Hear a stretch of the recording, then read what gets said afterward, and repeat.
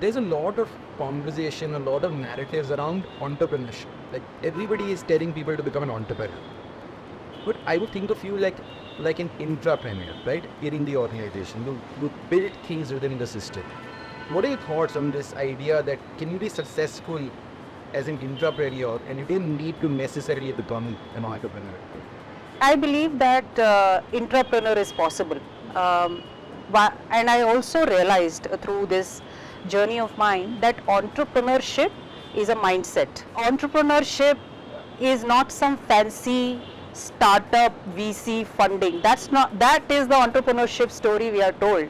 I was recently speaking to one colleague and I realized that the person operates as the CEO of his function.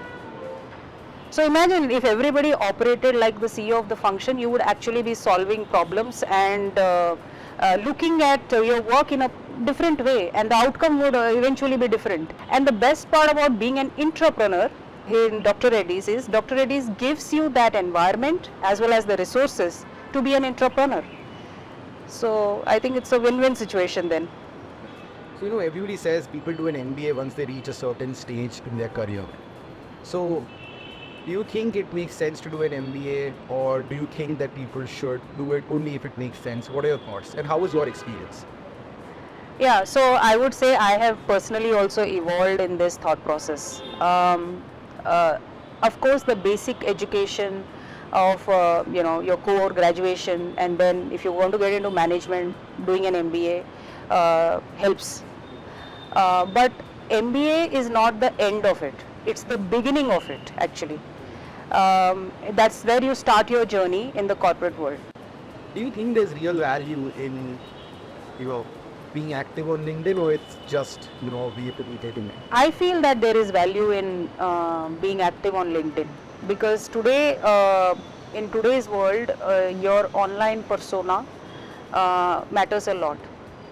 I've had examples many times when I interview candidates. They already would have done research on me before I did research on them. So they are doing the research. It matters to them that with which company they are working with, which colleague, their leader they are working with. So having an online presence is important. However, why do you want to have an online presence on LinkedIn is the most critical question. For each person it is different. For me, it is about sharing my experiences and learnings in a way that can help aspiring leaders and professionals. Second, sharing about my treks and fitness experiences, largely because I can correlate to how that impacts in your corporate world as well. If you are able to add value to a certain section of the audience, it's actually very good. They will follow you for that. You don't need to be like adding value to everybody, right? You can add value to a section of the audience, and it's good. You can give it back. What is your idea of career success? If you had asked me this question 10 years or 15 years back, when I just when we started, I would say a vertical growth. More of a linear approach to growth. But today I would reframe it as what are the projects and what are the kind of vision that you are getting to be part of.